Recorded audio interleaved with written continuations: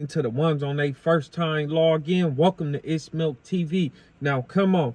I need y'all to check this out real quick. A big percentage of y'all that's logging in, watching these videos, are unsubscribed recurring viewers. Now, I don't want you to be like that for too long. Go ahead and hit the subscribe button right now so you won't end up in the Gilligan zone. Now, let's get it on. So, I got asked this question the other day. Milk, what made you join a black gang? Well, it's really the cards that I was dealt in life. Now, I was adopted by a black woman when I was 7 days old. Not 7 years old, not 7 weeks, 7 days. I was a baby inside the hospital. I got took from my surrogate mother, but that's another story. So, and I was fortunate enough not to go to a foster home. I wasn't placed in the foster system. I was adopted straight out the hospital at 7 days old. So the lady who adopted me, my mother, who I call my mother, that is my mother, I got her last name. So the last name I got right now is not my surrogate mother. It's the lady who adopted me. That's the name I got. So I grew up in a black household. She was already a mother. Now, this household wasn't like a suburban household. I mean, it wasn't even really middle class. She wasn't a bad mother. She was already up in age when she adopted me. She had to be like in her middle 40s when she adopted me, with 5 kids already. 3 girls. No. 1, 2. No, she already had 4 kids of her own. 3 girls and a boy. So, like I'm saying, this wasn't like no real, like, middle class suburban home. You know, it was very much part like the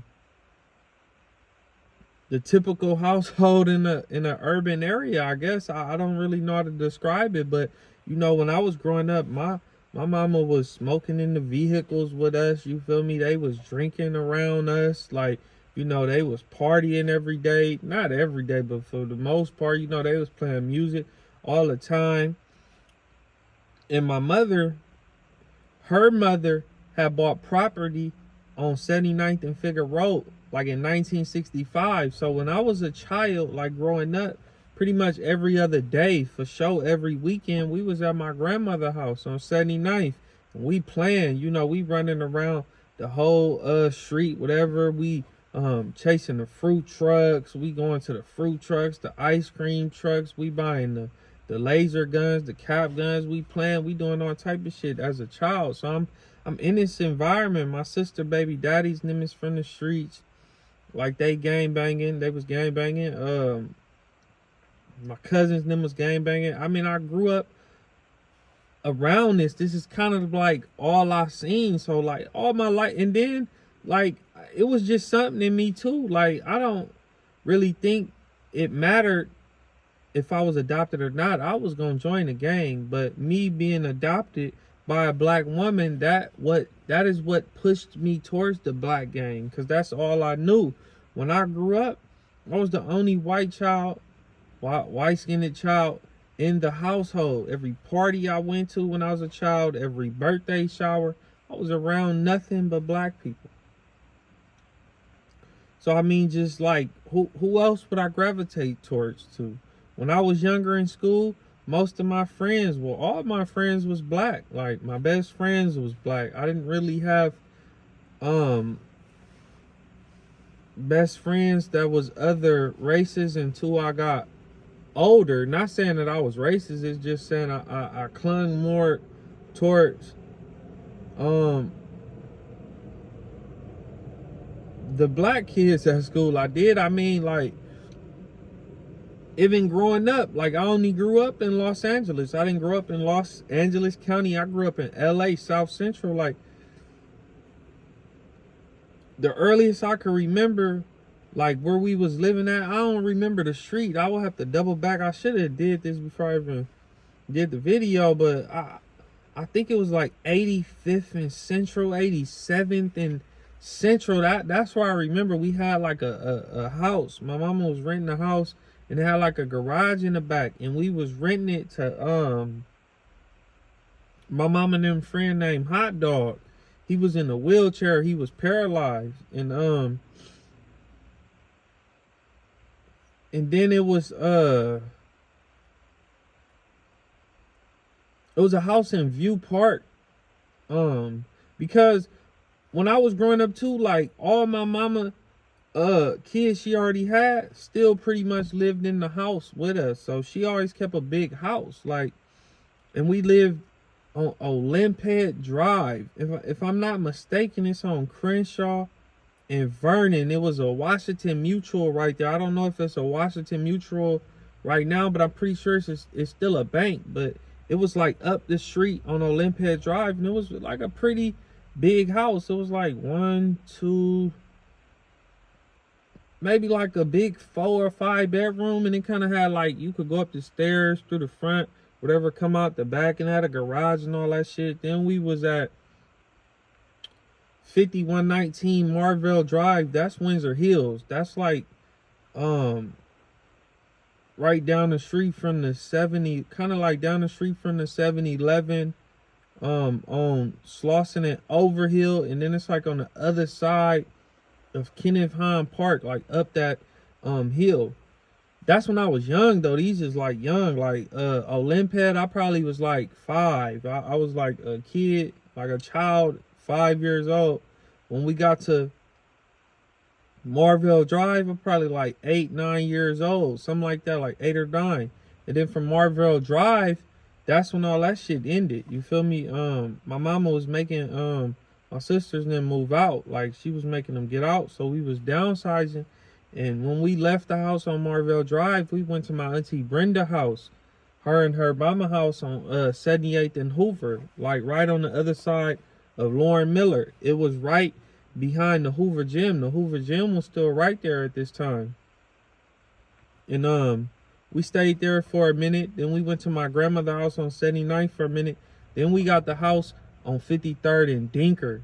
And that's where I jumped off the porch at, like, for sure. Because when I moved there, I was probably like 10 and a half, like almost 11. I was 11 because when I moved, like right when I moved there, I started John Muir. It was like, I didn't start immediately. Probably like a few months after I moved there, I think I started John Muir. So I was probably like, when I moved there, 10 and a half, 11 years old or something like that. That's where I really jumped off the porch at, like 53rd and Dinker. I think the address was 1553 West 53rd Street. I mean, like, boy, that's where it was at. And it was like really cracking at that. I think it's pretty cracking over there probably right now, but it was really like different in the early 2000s. When I moved over there, this probably was like 2003. Like it was fully cracking. This is right down the street from Western Avenue Elementary, like right down the street from Ruth Ellen Park, like on 54th across Western. This is like right down the street from the Fados Hoovers, like the Troubles. Like, this is an active area. This is around the time when we was blowing on White Widow. Like, we went from like Stress, Chronic, it was White Widow and Cap Hits. I mean, that shit was fire. So 53rd, man, I did my first robberies. I did my first B&Es. I learned how to sell weed. Like, I did a lot of shit over there, like, and it was crazy. But all that like played a part and led to me jumping off the porch and really getting in the streets, because like I said, it ties back to my granny house on 79th. That area over there was the Hoovers. So me growing up, like when I was a kid, my mom and them used to, even though we had washer and dryers at the house, they would get the clothes and put us in the station wagon with these big bags and shit and drive to 79th and Ficker Road to J&E Liquor Store. In the same parking lot as the liquor store, they had a laundromat, and it used to be 50 people deep over there. Like, every time we went over there, and my grandmother's house was low-key like somewhat of a hangout to a certain degree, because like my uncles and them, and people like that, they knew the first generation game bangers over there. So, you know, it was different. Like, I grew up around that shit. So when I was old enough to start claiming a gang, when I was like claiming a gang, when I wasn't even from nowhere, I was saying I was from 7-4 Hoover Crip. Like, I used to be on 53rd tagging 7-4 ACG, and I wasn't whacking out no C or G. I was saying Crip, like 7-4 Hoover Crip. And I was just over there banging that shit on the low key. Like, I was like on the low key because I was claiming it. I wasn't even from Hoover yet, like not officially, but I was claiming it, bro. So, you know, that's pretty much what led me to getting put on the black hood. And from 53rd, we moved from over there because for some reason my mama would move like every 24 to 36 months. She would never stay in one house for too long. Like, I don't know what it was. I don't know why. I never even got a chance to ask why, but like every 24 to 36 months she would move. So we was on 53rd for a while. Like, we was over there for probably like 3 years, bro. Like I said, that's where I learned how to bag up weed. We was getting quarter pounds of Shreebo for $110, bagging it up. Like, the homie had clientele. Like, I did my first burglary over there, my first robbery. Like, I learned a lot of shit over there. I'm not even gonna lie. I learned how to shoot dice. Then I'm gonna have to get out in the streets and take y'all over there and do a little tour probably, and just show y'all and let y'all know. But man, that was a crazy area, bro. It was a lot of shit going on over there. It was shootings.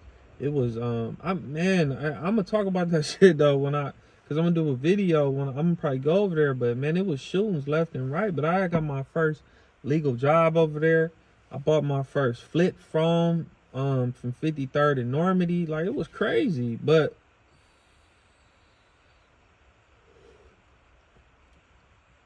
from 53rd and Dinker, my Uncle Frankie, resting in peace, he was managing some apartments on the 112th and Normandy. 11124 South Normandy Avenue. I think the zip code is 900. I don't think it's 44, but I don't remember the zip code, but that was the address, bro. In the middle between Washington High School and Imperial. And when we lived over there, it was not no sheriff station on Imperial where behind that El Pollo Loco. It was not no sheriff station right there. It was not no 7-Eleven on that corner. That shit was not right there. That shit is like not that new, but it's new. It was not no sheriff station over there. When we moved over there, it was hectic.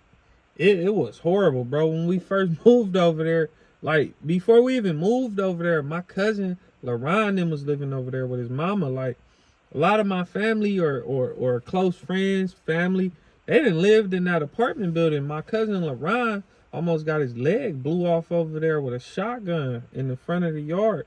And his homie had died. It was a lot of shootings over there. But when we moved over there, I remember it was this dude upstairs in the apartment. He used to live up there with a girl. I don't know. They probably lived there together.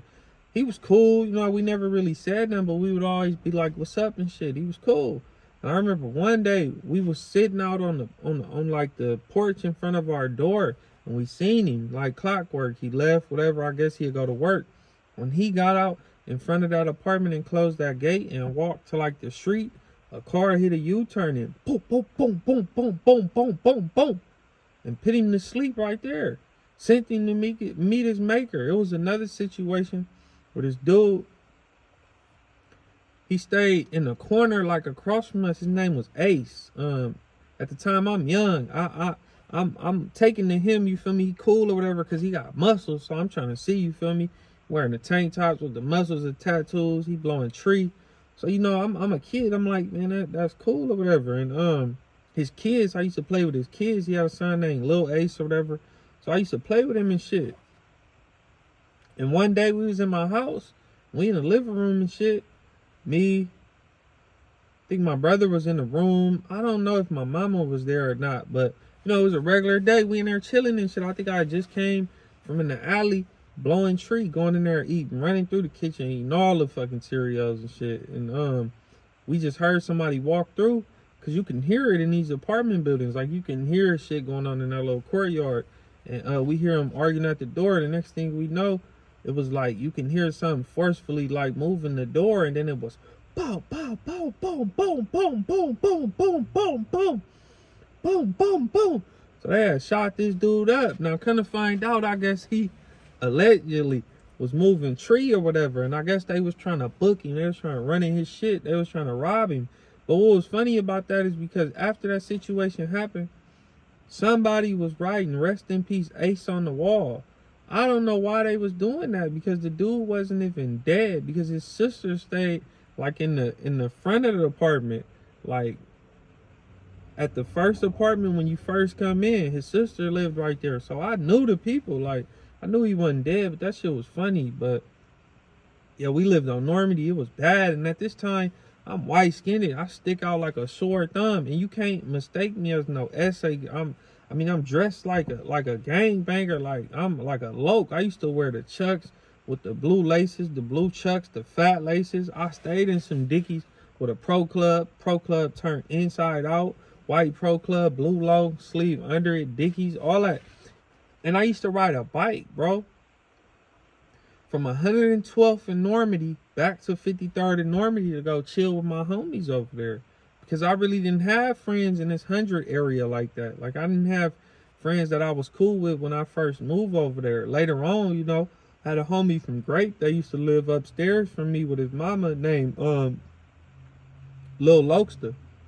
He rested in peace. And but yeah, I used to ride a bike. I had like a I think it was like a GT Diamondback, and I used to ride this from 112th in Normandy all the way to 53rd in Normandy every day. I'm not even lying to you. Like sometimes on the way back, I'll put the bike on the bus for the most part, but I ride that bike down there and back every day, like banged out, and nothing happened to me, bro. I don't have pictures of this shit because we wasn't taking pictures. Like we wasn't having phones and saying, "Hey, let's take a picture." That shit just wasn't happening. It felt really awkward, but yeah, man, I remember I used to go get my bike fixed at this shop on Vernon right off of Western. I think it was called Primo's. I think it was called Primo's Bike Shop, bro. I used to go there. We used to buy the tires with the, like, you know, the white walls on the cars. We used to buy them tires to match a bike or whatever. The handlebars, I mean the different grips, the seats, the like everything, bro. Me and my brother really used to go spend money up there on bikes. And I never forget, I had my bike right by my apartment. I had just got off this bike, bro. This was crazy. I just got off this bike. And I set the bike like right by my door. I went in the house to do something. I don't know if it was to use the bathroom. I don't know what I was doing. But I went in that house for like, man, under a minute. Probably like, man, less than a minute. And when I came right back, the bike was gone. Never seen who took it.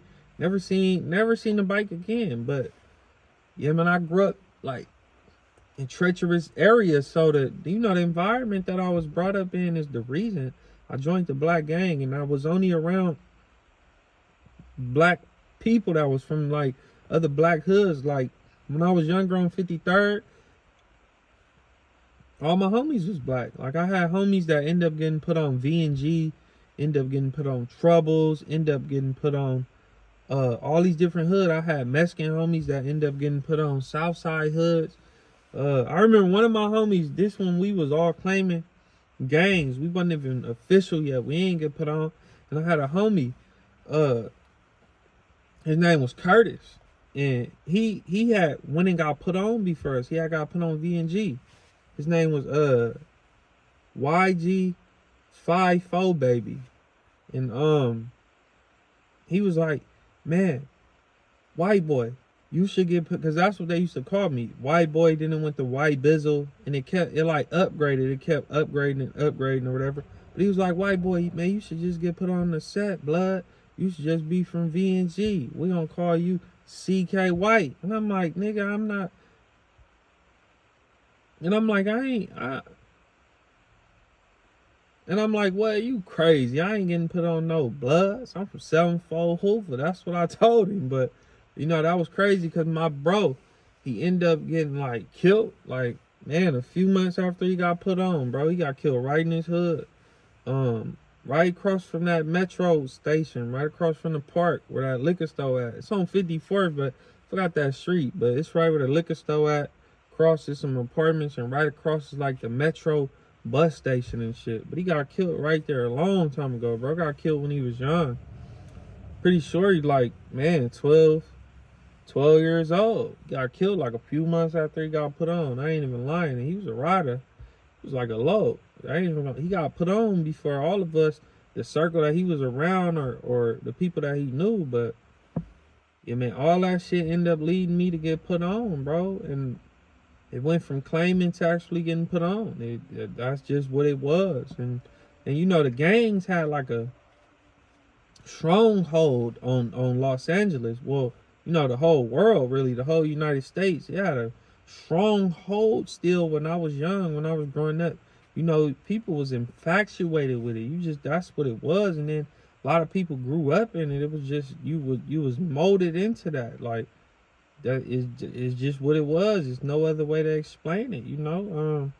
My daddy wasn't, I don't even know my father, but he wasn't from my set. My mama wasn't from my set. Like, my brother wasn't from my set.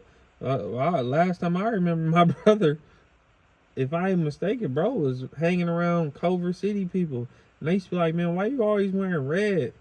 And I was like, ain't no Culver City Bloods. I ain't never heard of no Culver City Bloods. So now I'm thinking like, was he hanging around the Culver City, the Mexican gang out there, the Serranios that wear the red? What is it, Culver City Threats? But I used to be like, man, why you always wearing these big ass red t-shirts? Oh, I used to be like, man, what the fuck? And he always in Culver City, but yeah, man, that shit, but he didn't end up, if he was around him, he never ended up being like a real, like, gang member, gang banger, which is good. But I end up really taking that route. The passing of my mother at an early age, and then I was already adopted. I mean, that really could have played a part, but I don't think so. Because even when my mother was alive, I was already going down that route for sure. Like, I jumped off the porch at 12 years old. Like, I was off that porch. Like, it was nothing she really could have did. I don't think so. Maybe she could have moved me away. I really don't know. But like I said, she was already older, up in age, doing the best that she could, bro. It was just LA, the gangs had a grasp on people. It was just like, it looked so cool, so much like you. It's like how people want to be rappers and shit. When you growing up in LA, you want to be a gangbanger, bro. I was one of them kids that's, man, I'm getting fuck the police tattooed on me. I'm getting all these crazy tattoos when I was younger. I used to be saying all that shit. But man, I seen a lot of shit. Man, I've been outside since I was 12 years old. So, you know, if I do live a certain type of way, man, it's because I done been outside like a long time, bro. Like, I deserve to sit down and live a normal life, a regular civilian lifestyle. Like, I'll never just be a regular civilian, because I'm always gonna be like a lope. But you know, I deserve to have a normal life, bro. I've been through so much shit. I was outside at 12. A lot of these people wasn't outside at 12. They jumped off the porch at 17, 18, 20, 16. I mean, that's still early, 16 and 15, but I was off the porch, like, outside. I wasn't officially from my hood at 12. I was not from my gang at 12, but I was already claiming that shit. I was already outside doing other shit. I was already outside meeting people, running the muck, you know, doing shit. Like, so all that shit just ended up leading me. And, you know, once my mother passed, I moved with my sister. She was on Adams and Crenshaw. I was there for like a month or two. It really didn't work because it was just like you know, you can't be out past 8 and you got to be in the house. I don't care if you're not in by 8, you stand out all night, you can't come in or whatever. And I wasn't feeling that shit. Even at my house, when my mother was alive, I wasn't in the house at 8 o'clock, bro. I used to be coming back from 53rd, 11, 12 o'clock. either riding a bike or the bike is on the what is that, the 211 or the 210, I think it's, or the 209, whatever the Metro bus is. I do not remember because I ain't been on that bus in years. But it's the 2 something, like the 210, 209, 211, some shit like that. Yeah, I used to come in at 11, 10, 9 o'clock. I used to call her. I used to let her know where I was at, you know, but I used to be real. I was a stoner, so sometime when I was smoking, I never did it around my mother. And I kind of, she still probably knew I was high, but I didn't want to like directly just go in there high. And then I'm lying right now because I mean, I was just high. Like, we was getting high. Like, I got to start telling some crazy stories when we was getting high. I'm telling you, we was off that cat piss, that White Widow. Ace was $50. She was getting 5 or 6 blunts, 5 or 6 nice, decent blunts of some good weed. White Widow, cat piss. Ask your OG, ask whoever, ask them. They'll know. That shit was some fire, bro, in the 50s. Or 51st, somewhere by that Pro Club store, lady, house, selling the shirts. But yeah, man, from Adams and Crenshaw, I couldn't do it over there. So I went and moved on 79th. My grandmother had property over there. My grandmother had passed away by this time. I think she passed away like 2 years before my mama. She passed away 2 years before my mama passed away, but we still had the property. And my other sister was living over there. So basically I went over there, and that's basically where I could just do what I want to do. So, you know, I'm over there. I'm over there. I'm outside. I'm just running around. I'm really meeting everybody. Like, I'm hitting every corner. Like, I'm outside, and one thing led to another, and I end up getting put on. And it is what it is. Can't go back. Can't change it. That's just the cards that I was dealt. But I didn't let them cards just hinder me. I didn't use the excuse, oh, my mother passed away when I was 14. I'm just about to tap my whole face and all this crazy shit and just wild out, or turn to alcoholic, cluck, narcotic user and just blame it on that and go join and do all of this. No, I was already going to join a gang if she was dead or not. I was. That's just the route I was taking. I ended up meeting my surrogate parent. That's a whole nother subject, but kind of find out my biological brother was from a Mexican hood in Gardena 13, I think. I really think it's Gardena 13. I gotta make sure, but I remember, if I'm correct, what I was told, he was from Gardena 13, and he was mixed. He was mixed with white and black, but he was from a Mexican hood. He had did juvenile life, and like a week or two after he got out, he got knocked down. And from what I heard, it was a backdoor play, bro.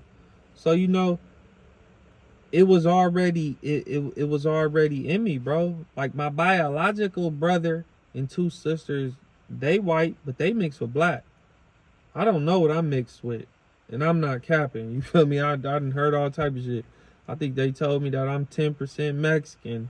I mean, I don't know if they joking or not, but they said my mama was in Gardena. She used to hang around Mexicans and shit. But that's probably why my brother ended up getting put on a Mexican hood. I don't know.